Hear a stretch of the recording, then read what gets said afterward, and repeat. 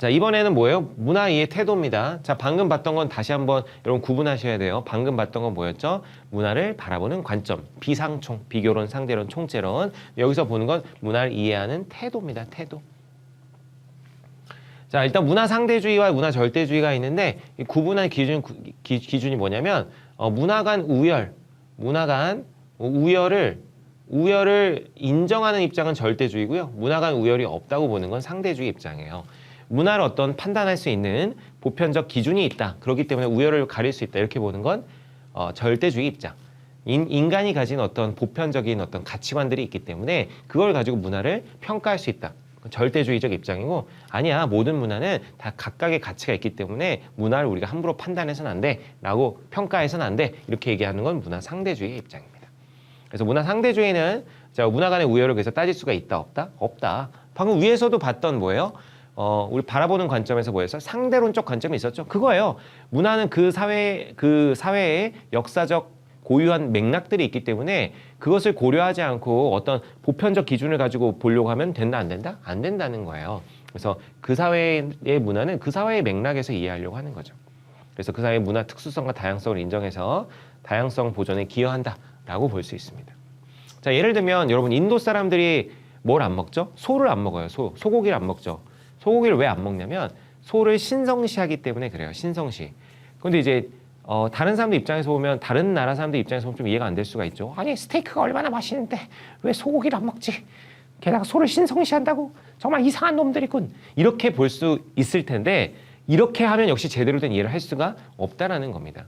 자, 인도 같은 경우는 어때요? 겨울이 굉장히 춥고 건조해요. 겨울이 춥고 건조해서 별로 옛날에 먹을 게 별로 없었겠죠. 그리고 인도 이제 농사를 지어야 되잖아요. 근데 춥고 배고프다고 해가지고 당장 먹을 게 없어서 소를 잡아먹어 버리면 내년 농사를 제대로 지을 수가 없습니다. 그리고 소는 초식 동물이라서 소의 그 배설물을 잘 건조시키면 그게 겨울철에 또 훌륭한 연료로 쓰이기도 해요. 이렇게 소가 여러 면에서 다방면으로 쓰일 수가 있는데 함부로 잡아먹게 되면, 배고픔을 이기지 못해서 함부로 잡아먹어 버리게 되면 엄청난 그 후폭풍이 있을 수 있는 겁니다. 내년 농사에도 악영향을 끼치고. 그렇기 때문에 인도에서는 이 소에다가 신성을 부여해서, 이렇게 소중한 소는 함부로 잡아먹어서는 안 돼, 소에다 신성을 부여해서 소고기를 안 먹는 문화 풍습이 지금까지도 내려오게 되는 것이죠.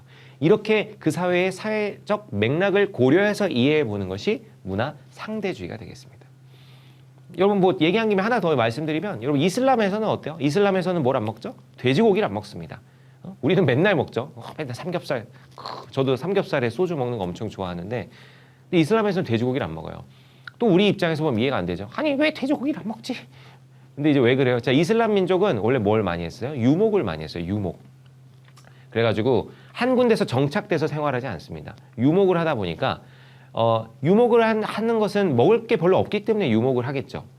그래서 유목할 때는 주로 뭐예요? 양이나 뭐 말이나 이런 걸, 낙타나 뭐 이런 걸 데리고 이제 유목을 하잖아요. 돼지는 유목하기가 되게 어렵습니다. 왜 그러냐면 돼지는 식성이 인간하고 거의 비슷해요. 잡식성이라서 인간하고 비슷하기 때문에 돼지를 유목하려면 인간이 먹을 걸 나눠줘야 합니다. 그렇기 때문에 돼지는 유목에 굉장히 적합하지 않은 동물이었죠. 그래서 돼지, 이제 이슬람에서는 그렇기 때문에 유목에 적합하지 않은 돼지에 대해서 뭔가 불결하다, 이런 이미지가 씌워지게 됩니다. 불결한 동물이다. 그래가지고 이제 돼지를 먹지 않게 되는 것이죠. 자, 이렇게 어떤 그 사회의 역사적 맥락에 기반해가지고 문화를 이해해보는 것이 바로 문화 상대주의가 되겠습니다. 모든 문화는 그 나름의 가치가 있고 의미가 있다, 이렇게 보는 거죠. 근데 이게 좀 극단화되면 어떻게 되냐면 극단적 문화 상대주의가 나타날 수 있어요. 자, 예를 들면 되게 비인권적인 문화가 있을 수 있다고 해봅시다. 뭐 예를 들면 아프리카 어떤 부족에서는 여자아이가 태어나면 뭐 살해하는 이런 풍습이 있다고 해보자고요. 자, 그러면은 그것도 그 사회의 문화니까 인정해야 되는 거 아닙니까? 라고 얘기할 수도 있다라는 거예요. 그렇게 되면 뭐가 됩니까? 근데 우리 인간이 가지는 보편적 가치, 인권이나 이런 문제, 이런 것들을 건드려 버리게 되죠.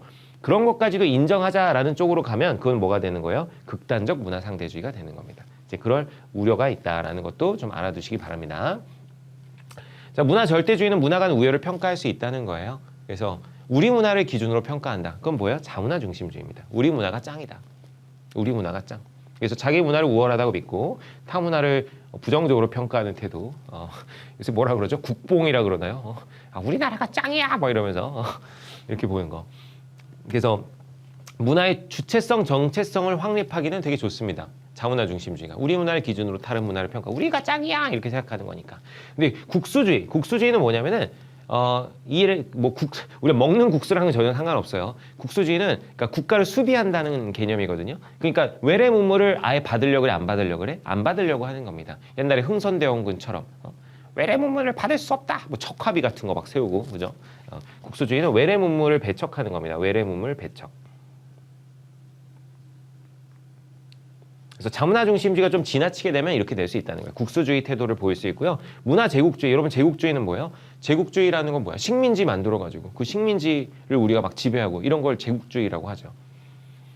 그래서 이 어떤 식민지를 만들려고 하는 거죠. 문화 식민지를 만들려고 하는, 식민지를 건설하려고 하는, 우리 문화가 짱이니까 니네는 우리 문화를 받아들여야 돼 라고 하면서 이렇게 막 식민지 만들려고 하는 게 제국주의입니다. 이런 태도를 보일 수 있다는 거예요. 그 일본이 가졌던 태도가 그거 아닙니까? 우리 그 일제 강점기 때 일본이 가졌던 태도가, 야 조선 니네는 아직도 문화가 미개하고만 우리 우수한 일본 문화를 전파해 주겠다 라고 이제 왔던 게 일종의 문화 중심주의라고 볼 수가 있겠습니다. 자, 문화 4대주의는 뭐냐면, 4대라는 말이 큰 거에 기댄다라는 거예요. 큰 거에 기댐. 4대라는 게 큰 거에 기댄다는 거예요.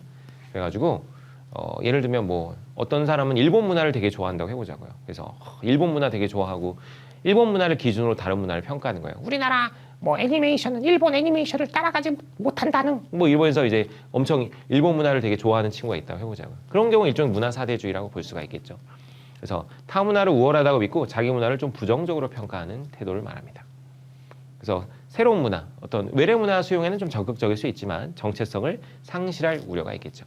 굉장히 쉽죠. 이렇게 문화에 대해서 3가지가 있습니다. 3가지. 그래서 문화 상대주의, 모든 문화는 고유한 가치가 있다. 자문화 중심주의, 우리 문화가 짱. 문화 4대주의, 아니야. 어떤 선진국, 뭐 일본 문화, 아니면 미국 문화, 뭐 아니면 중국 문화, 이런 게 짱이다. 이렇게 하면 4대주의가 되겠습니다.